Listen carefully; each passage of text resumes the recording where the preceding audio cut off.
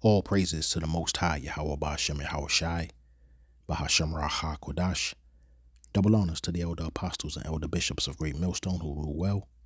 Peace and salutations to the hopeful elect, scattered throughout the four corners of the earth, laboring in his truth in all sincerity. Revelation 17 and 16. And the 10 horns which thou sawest upon the beast, these shall hate the whore, and shall make her desolate and naked, and shall eat her flesh, and burn her with fire.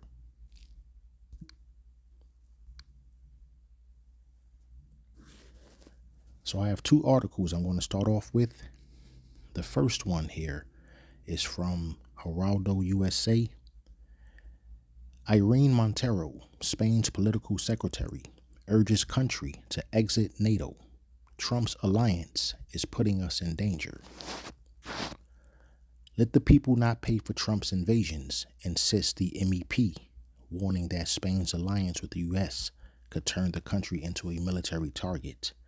The MEP is the members of the European Parliament.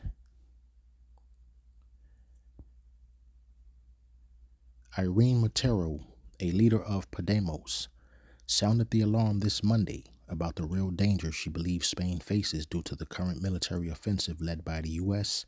and the escalating conflict with Iran. The political secretary and MEP of Podemos argued that it's crucial for the government to implement urgent measures, including capping prices on energy, basic foodstuffs, and medicines. According to Irene Montero, these measures aim to prevent citizens from bearing the economic impact resulting from the attacks carried out by the U.S. and Israel against Iran. She claimed the Spanish government is acknowledging that being allies with the U.S. puts us in serious danger, and stated that Washington and Israel currently represent the main threats to the security and stability of humanity. People shouldn't have to pay for Trump's illegal invasions. We need to cap energy, food, and basic prices, make public transport free, and leave NATO because being allies with the U.S. puts us in danger. Irene Montero's analysis points out that the military offensive by the U.S. and Israel is linked to interest in controlling oil, as well as trade routes and geostrategic positions, which in her opinion shows that Spain should reconsider its membership in the Atlantic Alliance. She assured that the war is causing inflationary pressure that affects households unevenly and that the government must anticipate a possible price surge resulting from the instability it generates globally. So that's the first article I wanted to read. And by the way, that article was published earlier today at approximately 2:38 p.m. by an individual by the name of Belen Alvarez. This is off of GeraldoUSA.com. So the second article I want to read is off of the same website, GeraldoUSA.com. This particular article was published right about the same time by an individual named Diana K. Hernandez earlier today at approximately 2:38 p.m. Trump orders suspension of trade relations with Spain following Middle East stance. President Donald Trump has asked Treasury Secretary Scott Bessent to sever trade relations with Spain. The president of the U.S., Donald Trump, has cut trade ties with Spain for not allowing the use of military bases by U.S. forces amid tensions in the Middle East. During a press conference held alongside German Chancellor Friedrich Merz at the White House this Tuesday, Donald Trump revealed to the press that he instructed Treasury Secretary Scott Bessent to break off trade relations with Spain. Some European nations have been helpful and others not so much, and I'm quite surprised. Germany has been fantastic. Spain has been terrible. In fact, I told Scott to cut all deals with Spain, Donald Trump stated. Trump's decision to sever ties with Spain marks a breaking point in the ongoing friction the two governments and ongoing friction between the two governments since Donald Trump assumed the U.S. presidency for the second time. Spain is the only NATO country that has refused to pay 5% more for security, as demanded by the U.S. Additionally, President Pedro Sanchez condemned the attacks carried out by the U.S. and Israel against Iran, calling for respect for international law. We reject the unilateral military action by the U.S. and Israel, which represents an escalation and contributes to a more uncertain and hostile international order. We equally reject the actions of the Iranian regime and the Revolutionary Guard. We cannot afford another prolonged and devastating war in the Middle East, he posted on X last Saturday. The rift between the U.S. and Spain arises from the Spanish government's repeated refusal to allow the U.S. military personnel and equipment into Spanish bases as part of the security measures taken by the Trump administration in response to Iranian attacks. So Spain, being one of the seven heads of the beast, is pretty much fed up with Babylon and the state of Israel, as pretty much of the world is, to be honest. And of course, Nero now takes it upon himself to start threatening Spain with, economic repercussions in the form of sanctions and an embargo here. And that actually is the definition of embargo. So an embargo, an official ban on trade or other commercial activity with a particular country. An official prohibition on any activity. An order of a state forbidding foreign ships to enter or any ships to leave its ports. Impose an official ban on trade or a country or commodity.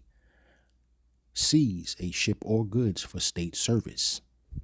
So, as you're reading this, you can actually see that this has nothing to do with receiving a mark in the hand or forehead. And I just wanted to point that out there. I'm not going to go too off topic with this, but when you go to Revelation 13, and I'll only read 16 and 17, and he causeth all, both small and great, rich and poor, free and bond, to receive a mark in their right hand or in their foreheads, and that no man might buy or sell save he that had the mark or the name of the beast or the number of his name. So, going back to that definition of an embargo has everything to do with one country placing economic restrictions on another country as it pertains to maybe just one good, or it can mean all of its goods, where for this amount of time we refuse to do business with you until you comply with whatever requests or demands that we have. Has nothing to do with receiving a mark in the hand or forehead. And one of the key things here to understand the difference between the actual mark of the beast, which is the RFID micro C-HIP, versus an embargo. An embargo is an economic disagreement. And an embargo is placed on another country when two countries don't see eye to eye. When one country does not abide by another country's wishes, most of the time it's the U.S. in this particular case that would place an embargo on another country, which means there will be restrictions in doing business with us. Like I said, it can be maybe just one product, or it could be all of its products. But we will not be doing business with each other until you basically, comply with whatever it is that we're asking you to do. Whereas the mark of the beast is going to affect people on the individual basis. This is why it says in that no man might buy or sell save he that had the mark or the name of the beast or the number of his name. But back to the original topic. I don't want to go too far off of it. This embargo that Trump is threatening to put on Spain, these are the typical tactics that Babylon likes to use. Whenever countries refuse to go along with whatever agenda or objective they're trying to push, this is basically known as coercive diplomacy, where we're going to talk and we're going to try to come to an agreement, But if I can't get you to agree with what I need you to do, I'm going to force you to do it one way or the other. Generally, in this particular case, through nonviolent measures, it would come down to sanctions or embargoes. They're not the same thing, but these are some of the tactics that a country, particularly the U.S., uses on other countries to try to strong on them or to make them bow to, basically adhere to whatever it is that they want them to do. So once again, that's known as coercive diplomacy. So basically, like I said, this country presents this country with a yes or no option to do whatever they tell them to do. And if they say no, then, there's several different ways we can punish you. We can punish you with sanctions, embargoes. We'll use our intelligence agencies to stage a coup or even an assassination, using propaganda against the opposing nation to sway public opinion against them. And if Babylon is really trying to get their point across, they'll just start to form political alliances against the opposing nation, you know. And if things really get out of hand, that country will start, the opposing nation that doesn't want to acquiesce to whatever Babylon tells them to do, that country may start seeing a military presence building up along its borders just as a form of intimidation. Not necessarily that the U.S. is going to attack them, but just as a form of intimidation to let them know, if we wanted to attack you, this is what we're working with over here. You can't mess with us. So it's probably best that you do whatever we tell you to do here. So those are just a few of the tactics that modern day Babylon, they pretty much use. And, a lot of countries, Babylon, when they use these tactics, I think it goes over a lot of people's heads that they use these tactics against their allies as well as their adversaries. They don't just use these tactics against their adversaries or against countries that they rarely ever do business with. These be their allies, people that they're allied with, they depend on each other. But this just goes to show the bullying tactics that Babylon uses. They don't really care if you're an ally or not. These are the tactics that they use to get their way. And, a lot of countries, they're beginning to get tired of that stuff. You would get tired of it also. If you, who wants a friend like that? This is my friend, or at least I consider him a friend. I thought he considered me a friend, but hey, when it comes to business, friendship gets thrown out the window. And that's just the reality of things. And it's not just at the micro level with just individuals, that's at the macro level as well in terms of, whole nations or countries. And so that reminds me of Jeremiah 51:7. Babylon hath been a golden cup in Yahweh Bashem Yahweh Shai's hand that made all the earth drunken. The nations have drunken of her wine. Therefore, the nations are mad. And it goes back to that original article I brought up. Spain has drunken from that cup, and it's driven them mad. So we go back to what Irene Montero said. She basically said, we want out of NATO. We don't want to be in NATO as long as Trump is there. And as long as Trump is working with Israel like this and basically causing all of us to be at danger, to be at risk of them attacking our citizens. Because right about now, Iran is not just targeting military facilities. Iran is targeting anything. If you know anything about the Geneva Conventions, there's certain targets that's off limits. You're not supposed to target schools. You're not supposed to target, residential areas. You're not supposed to target anything like any building with the Red Cross sign on the roof.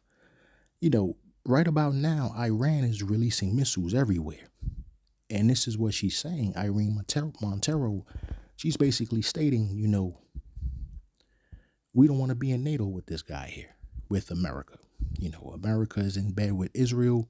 Whatever Israel tells them to do, they're going to do it, which puts everybody at risk. We don't want our citizens to be at danger because of something that these guys are, something that they're planning amongst themselves. They're planning these things amongst themselves, and then they just expect us to just jump in and help them when we could have probably worked something out. That's their way of thinking, not necessarily saying either side is right or wrong. but that's just how they're seeing things here. So I'm going to go into Ecclesiastes, verse 1 and 9. The thing that hath been, it is that which shall be, and that which is done is that which shall be done. And there is no new thing under the sun. So nothing is truly new under the sun. These are old tactics. All of these, sanctions, embargoes, these are all old tactics. Ancient Rome was using a system similar to the modern tariff system that Nero in modern day Babylon is using today, and that's actually what he admitted. Ended up finding that video I was looking for, where he was basically stating, tariff is the most beautiful word in the English language, so I always say tariffs is the most beautiful word to me in the dictionary. Then I was reprimanded by the fake news. They said, what about love, religion, and God? I said, I agree. Let's put God number one. Let's put religion number two. Love, I don't know. We got to put that number three, I guess, right? And then it's tariff. Because tariffs are going to make us rich as hell. It's going to bring our country's businesses back that left us.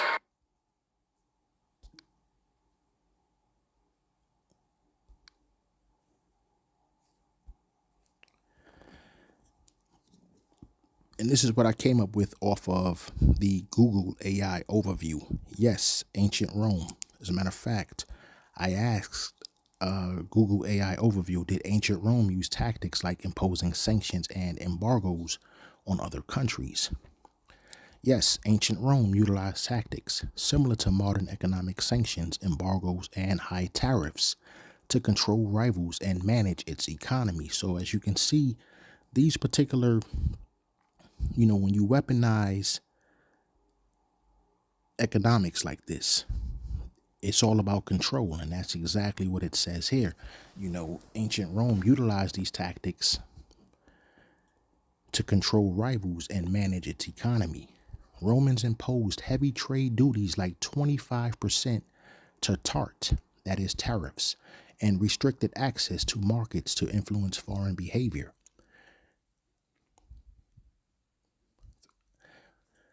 Though these methods were often more punitive or revenue focused than strategic, sometimes resulting in unintended economic damage.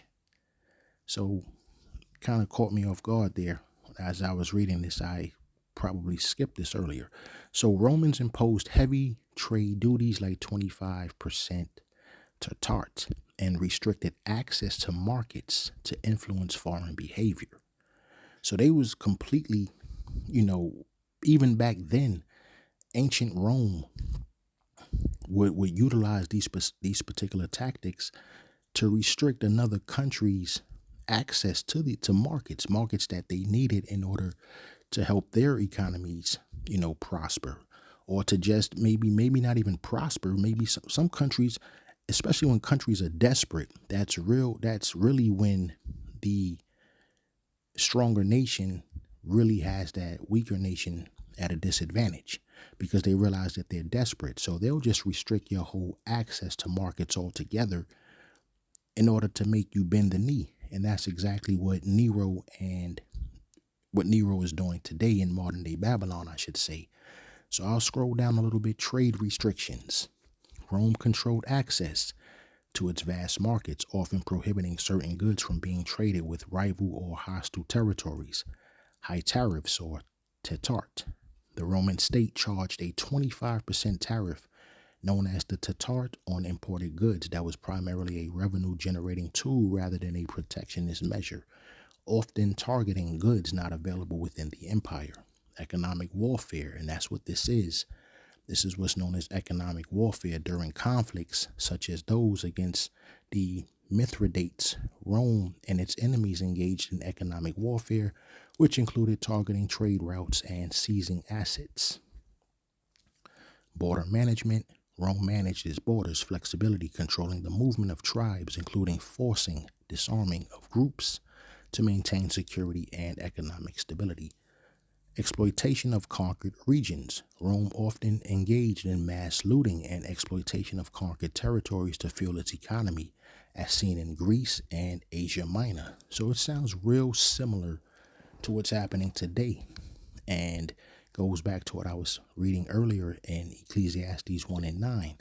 The thing that hath been, it is that which shall be, and that which is done, it is that which shall be done. And there is no new thing under the sun. So I'll stop there, but I do want to go into this, the weaponization of economics. This was a article that I came across in my studies here, in my research.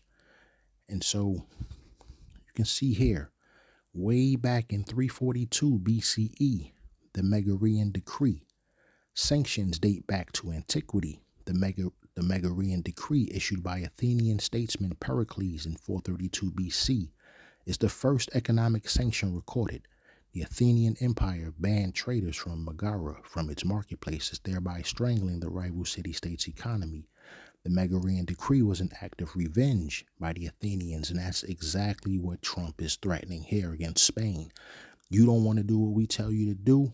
After all we've done for you, after all the protection we've provided you in the past, this is a form of revenge. No matter how petty it may seem, that's the tactics that Nero uses. You know, this is where you get this old cliche, you know, with friends like these, who needs enemies? But back to what I was saying here, what I was reading actually, the Megarian decree was an act of revenge by the Athenians for the treacherous behavior of the Megarians sometimes some years earlier. So he really way back then held a grudge, you know, way back. So this was an act of revenge for something that these guys did years earlier. So they held on for that. You know, it doesn't specify how many years earlier. You know, it just says years earlier. But these are the type of tactics that was being used way back in 342 BCE, and they're still being used today in 2025. I'm sorry, 2026 actually. Time is moving so fast that it's pretty much hard to keep up with it if you're not looking at the date every single day. But 2026 is what I actually meant to say. So let's look at the very next one here. So this goes from 342 BCE to 1807. The U.S. Embargo Act of 1807. The United States Embargo Act of 1807 involved a series of laws passed by the U.S. Congress during the second term of Thomas Jefferson, while Britain and France were engaged in the War of the Fourth Coalition. The U.S. wanted to remain neutral and to trade with both sides. However, both Britain and France seized American vessel tradings. Both Britain and France, Slovakia, seized American vessels trading with their opponent. The embargo prohibited trade with all European nations. However, it failed to achieve its aims, and Jefferson repealed the legislation in March 1809. And there's a picture or a photograph or portrait of that old demon right there.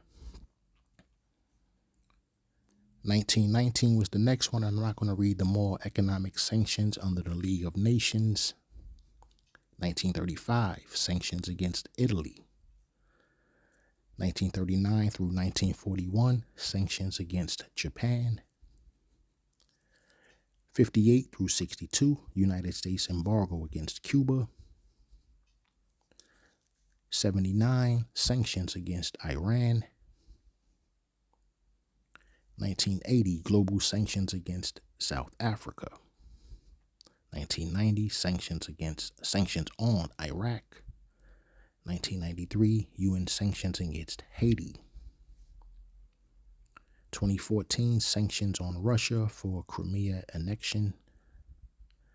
2022, sanctions following Russia's invasion of Ukraine. And that's the last one there that they have. And this is off of globalchallenges.ch.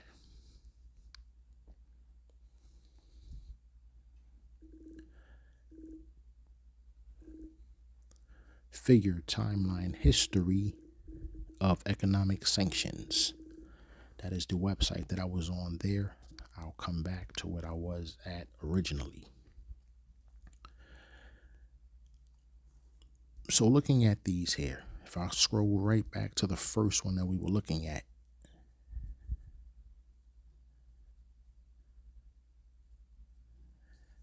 342 BCE, the Megarian Decree. This basically shows that America is the reincarnation of Rome. Ancient Rome picks up where ancient Greece left off. As a matter of fact, ancient Rome conquered ancient Greece, but Rome would actually pick up a government similar to Greece, something, their version of what democracy was, if I'm correct. Rome had a sitting Caesar. So yeah, they had a Caesar as well as a Congress. So it's a little bit different, obviously, in modern times, but this is where the idea of democracy comes from. It starts with Greece, Rome, the British Parliament, and this is where America today would adopt this particular type of government. So when you look at Rome conquering Greece, they would adopt their system of government as well as, establishing city-states. So modern day America, picks up where ancient Rome left off.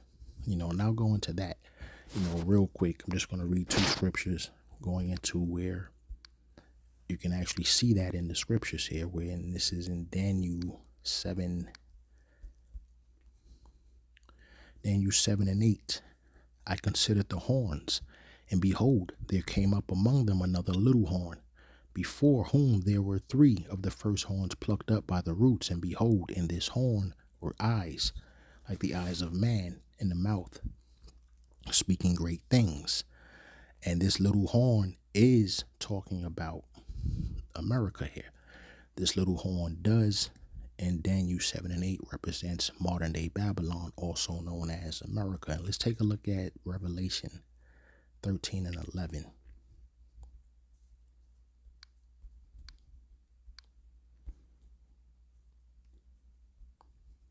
The beast from the earth, and I beheld another beast coming up out of the earth, and he had two horns like a lamb, and spake as a dragon. So we do know that once again that this beast coming up out of the earth represents America, and the two horns here would be the two major political parties of this country, the Democrat Party and the Republican Party. So once again, Ecclesiastes 1 and 9 tells us nothing is new under the sun. So just like we read earlier regarding the weaponization of economics, we saw the Athenians put sanctions on the Megarians as an act of revenge. And that's exactly what Nero in modern day Babylon is threatening against Spain. It's an act of revenge, basically because Spain doesn't want to acquiesce to whatever it is that the Nero administration is trying to get them to do in support of this war against Iran. So it's basically a form of punishment. You don't want to comply, we'll use economic warfare against you. Just more evidence that Nero today is the cruel Lord that we read about in Isaiah chapter 19. So with that, I'm going to end it with let's go back to Ecclesiastes 1 and 10.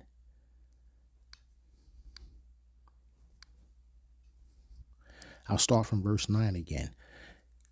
The thing that hath been, it is that which shall be, and that which is done is that which shall be done, and there is no new thing under the sun.